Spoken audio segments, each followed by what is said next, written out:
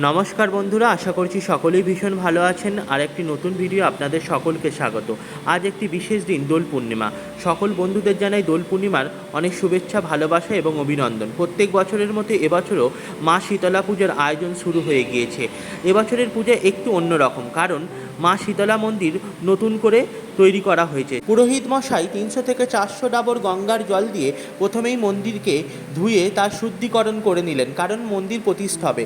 মা নিজের সাজে কি সুন্দর সজ্জিত হয়েছে দেখুন, বেনারসির সাজে সজ্জিত হয়ে মাকে অপূর্ব সুন্দর লাগছে। আর মন্দির তো আরও অসাধারণ। দেখুন, এটি হচ্ছে হোমযজ্ঞর বেদি। পাড়ার মঙ্গলার্থে এই হোমযজ্ঞ হয়ে থাকে। এখানে 28টি প্রদীপ জ্বলছে।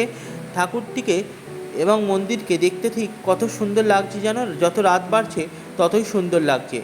সেই জন্য রাত্রিবেলাতেই শুরু হয়ে গিয়েছে মা শীতলা যাত্রা। প্রত্যেক বছর হয়, এবছরও হয়েছে, বা অসাধারণ সুন্দর যাত্রা রয়েছে। আপনাদের সাথে শেয়ার করলাম, দেখুন, খুব সুন্দর লাগবে আপনাদেরও। ভালো থাকবেন বন্ধুরা, দেখতে থাকুন ভিডিওটি শেষ পর্যন্ত।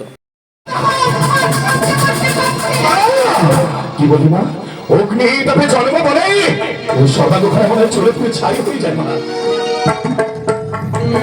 আহা বলি একই রূপের মা পরিচয় যতবারই দেখি রে ওই রূপ আরো আরো দর্শন করি।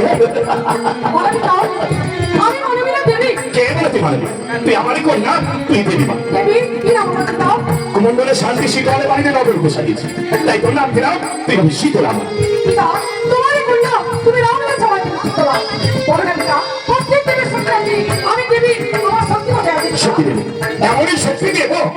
ভিডিওটি এখানেই শেষ করছি। ভিডিওটি ভালো লাগলে লাইক, শেয়ার, সাবস্ক্রাইব করবেন এবং ভালো থাকবেন।